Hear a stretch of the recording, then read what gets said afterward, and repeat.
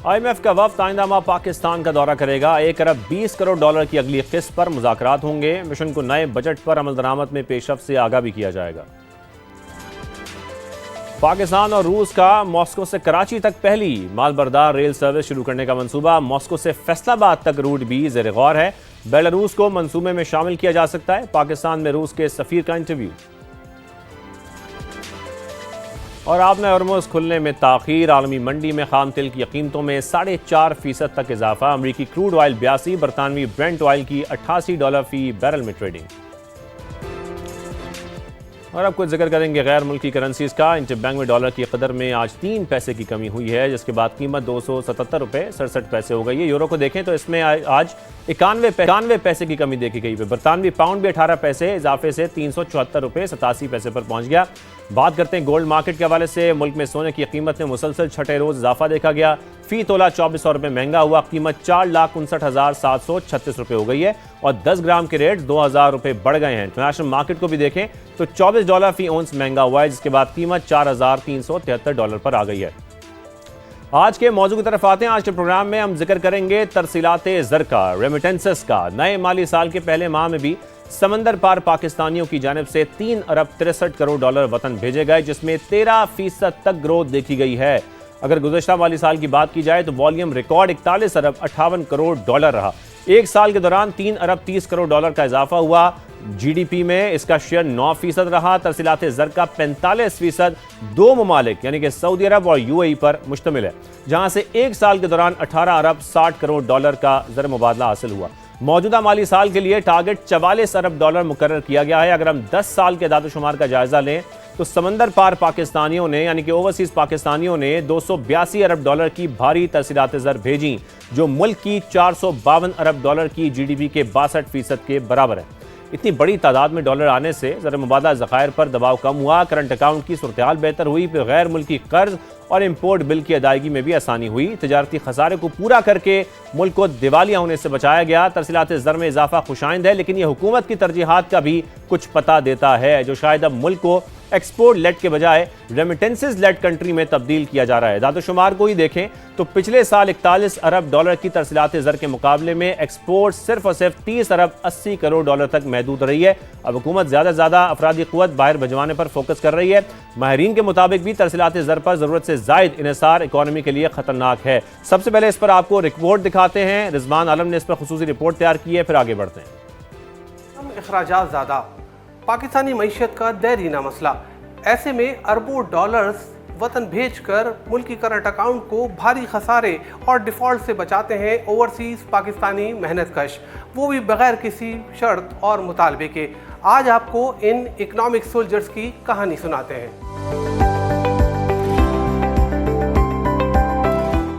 दुनिया भर में मुकीम करीबन 1 करोड़ पाकिस्तानी हर माह 3 अरब डॉलर से जायद वतन भेजते हैं। गुज़िश्ता माली साल तरसीलाते ज़र रिकॉर्ड 42 अरब डॉलर के करीब रही। माली साल 2026-27 के पहले माह जुलाई में भी 3 अरब 60 करोड़ डॉलर पाकिस्तान आए। माहाना बुनियाद पर 5 और सालाना 13% इजाफा रिकॉर्ड हुआ। माहिरीन कहते हैं बरामदात से ज्यादा डॉलर कमाने वाले इस शोबे को सनत का दर्जा मिलना चाहिए। हमने सबसे ज़्यादा एक्सचेंज कंपनियों के बारे में बताया कि इन्हें एक्सपोर्ट की बड़ी एक्सपोर्ट जो है वो सिलेंडर कर रही हैं, तो हमें जो है एक्सपोर्ट इंडस्ट्री का दर्जा मिलता है तो हमें सारी सहूलतें मिल जाएंगी।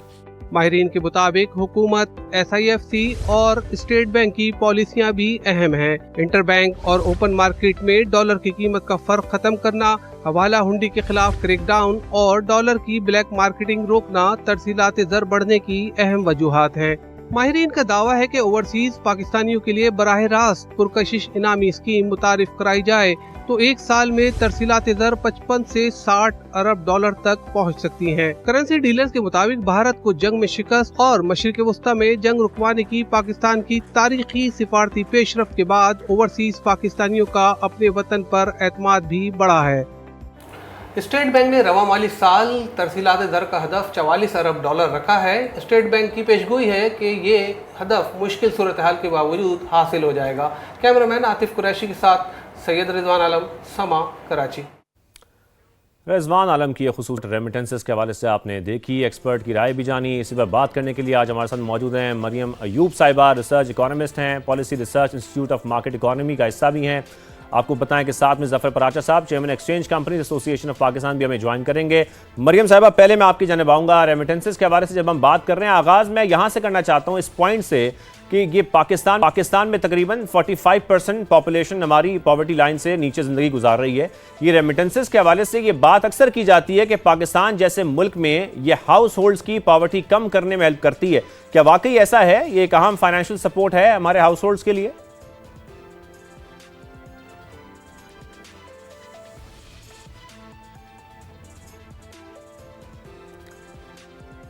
मरियम अयूब साहिबा।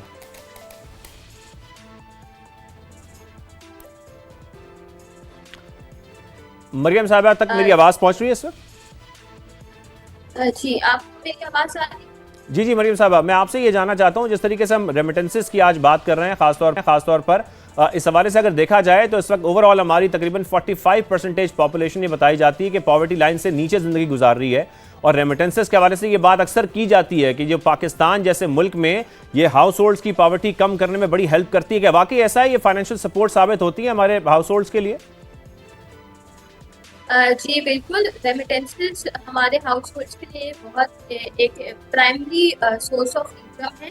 अगर हम डेटा देखें, जैसे हाइस का जो 24-25 का सर्वे है, उसमें आप रेमिटेंसेस का ब्रेकडाउन देखें तो जो रेमिटेंसेस हैं जो केपी के और पंजाब के रूरल एरियाज हैं, वो मैक्सिमम वो मेजर पोर्शन है इन रेमिटेंस रिसीविंग का। मतलब हाउस होल्ड्स की के लिए ये source of income, primary source of income he in remittance से आ रही है। तो जैसे कि हमें पता है कि हमारे रेमिटेंसेस मेजरली सऊदी अरेबिया और कहीं से आते हैं जो मेजर हैं, और ये वो कंट्रीज हैं जो लो स्किल्ड लेबर्स को एम्प्लॉय करते हैं। तो रूरल एरियाज की तरफ हम चले जाएं, केपी के और पंजाब वाली साइड पे, इसी तरह बलूचिस्तान या सिंध में भी इनका नंबर है। तो एरियाज में ये मेजर एक सोर्स ऑफ इनकम है उनके लिए, और ऑब्वियसली उसके लिविंग स्टैंडर्ड इस चीज से इम्प्रूव हो रहे हैं because of secure income. Right. Zafar Paracha साहब भी हमारे साथ मौजूद हैं। जफर साहब, बहुत शुक्रिया हमें वक्त देने के लिए। जफर पराचा साहब, मैं आगाज़ आपसे यहाँ से करना चाहता हूँ। अभी over the past few years हमने ये देखा है कि इस वक्त रुपए की कदर में काफ़ी बेहतरी आई है डॉलर के मुकाबले में। मैं चाहूँगा सबसे पहले आप इस पर कमेंट कीजिएगा, क्या सूरत हाल है इस वक्त रुपए की कदर को अगर हम देखें खासतौर पर, फिर हम आगे बढ़ते रेमिटेंसेस की तरफ। अस्सलाम वालेकुम जनाब, आपका बहुत शुक्रिया मदू करने का। देखिए, रुपए की कदर के लिए हमको तकरीबन 2 से 3 साल पीछे जाना होगा, जब हमारे फील्ड मार्शल ने और उनकी टीम ने एडमिनिस्ट्रेटिव मेजर्स लिए केयर टेकर गवर्नमेंट के अंदर। तो जो केयर टेकर गवर्नमेंट के अंदर जो उन्होंने एडमिनिस्ट्रेटिव मेजर्स लिए, और खुश आइन बात ये रही कि मौजूदा हुकूमत ने भी उसी पॉलिसी को फॉलो किया। तो वो जब हमने वो वक्त भी देखा है कि जब 300-350 रुपये का डॉलर हो गया था हमारे यहाँ, और आए दिन ये बात हो रही थी कि खुदा ना करे पाकिस्तान डिफ़ॉल्ट कर जाएगा। तो अल्हम्दुलिल्लाह अब हम डिफ़ॉल्ट से हट के काफ़ी बेहतरी की तरफ जा चुके हैं, और 1 साल के अंदर पिछले हमने ख़ास तौर पे बैंक के अंदर तकरीबन 9 रुपये कमी हुई है डॉलर के रेट में, और ओपन मार्केट में 10 रुपये की कमी हुई है। तो ये जो एडमिनिस्ट्रेटिव मेजर्स थे उसमें इसका बड़ा रोल है। इसके साथ साथ जो law enforcement agencies, State Bank, exchange companies, इन सब ने मिलके रोल अदा किया, और ग्रे मार्केट से ये ऑफिशियल चैनल में आया। और आगे भी लगता है कि जो डॉलर का रेट है वो मज़ीद नीचे आएगा इंशाल्लाह। वो कि हमारे यहाँ 2 स्कूल ऑफ थॉट हैं।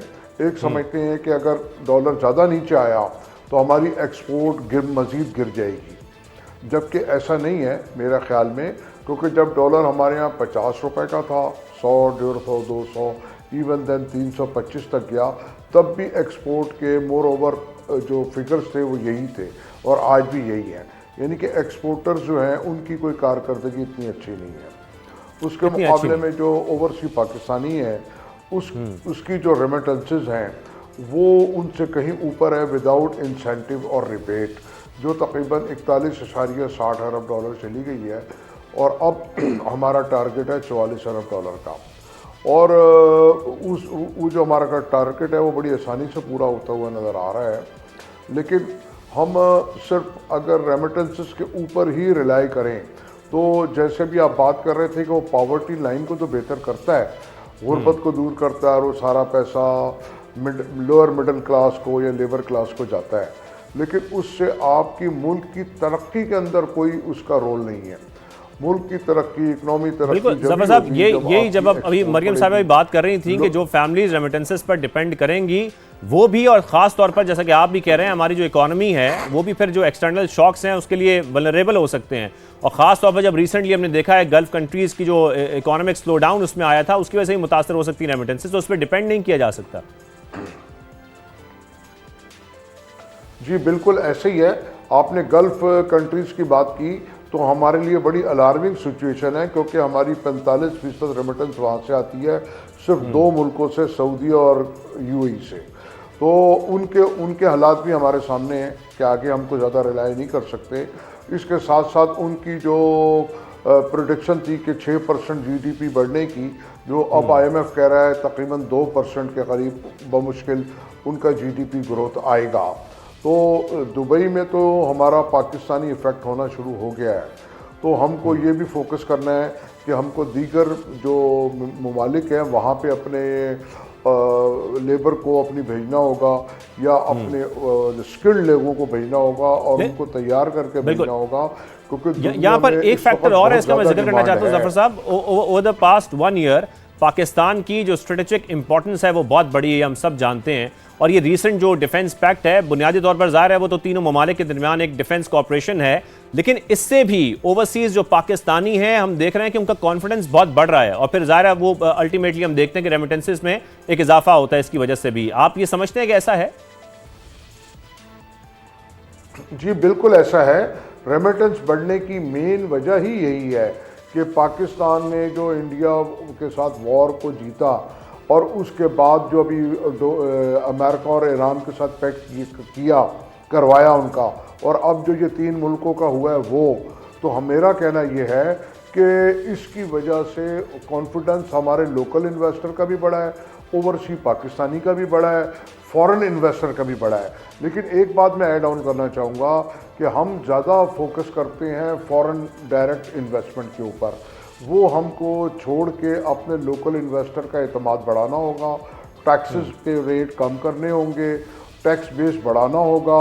उनका कॉन्फिडेंस आएगा जब आपके अपना लोकल इन्वेस्टर जो है वो इन्वेस्ट करेगा, तभी फॉरेन इन्वेस्टर आके करेगा। सही मरियम साहब, मैं यही जफर साहब का पॉइंट आपकी तरफ भी लाना चाहूँगा कि ये लोकल इन्वेस्टर का भी कॉन्फिडेंस बहाल होना कितना ज़रूरी है हमारी मईशत की ग्रोथ के लिए ख़ास तौर पर।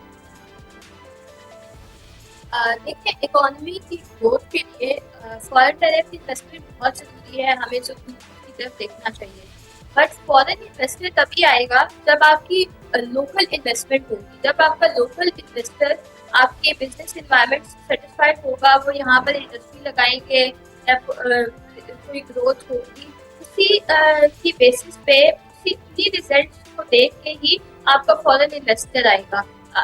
तो अभी करंट जो बिजनेस का निज़ाम है इस पे टैक्सेशन आप देख लें, टैक्सेशन सिस्टम किस तरह से बिजनेस को इफेक्ट कर रहा होता है, रेगुलेटरी निज़ाम हमारे मुल्क का किस तरह है, और उसके अलावा बहुत सी जैसे इंडस्ट्री की बात हो रही है, तो इंडस्ट्री का जो एक सबसे इम्पोर्टेंट चीज़ जो उनको बहुत इफेक्ट कर रही होती है वो है हाई एनर्जी कॉस्ट। तो जब ये सारी चीज़ें प्रिवेलेंट रहेंगी इकोनॉमी में तो लोकल इन्वेस्टर भी इससे वो नहीं होगा मोटिवेट, और ना वो इंकरेज होगा फॉर ग्रेटर प्रोडक्शन, वो ना ही आप फॉरेन इन्वेस्टर तभी आएगा जब आपकी जब तक हम बिजनेस फ्रेंडली एक माहौल बिल्कुल पैदा करेंगे पाकिस्तान के अंदर। जफर साहब, एक इशू और भी है और वो हवाला हुंडी का इशू है। जफर साहब, इसके नेटवर्क के खिलाफ हम देख रहे हैं कि जो क्रैकडाउन है वो भी हो रहे हैं, लेकिन ये हवाला हुंडी पाकिस्तान की जो ऑफिशियल रेमिटेंसेज हैं उसको कितना मुतासर कर रही है इस वक्त? कोई आप हमसे शेयर कर सकते हैं किसी किस्म के फैक्ट्स एंड फिगर्स?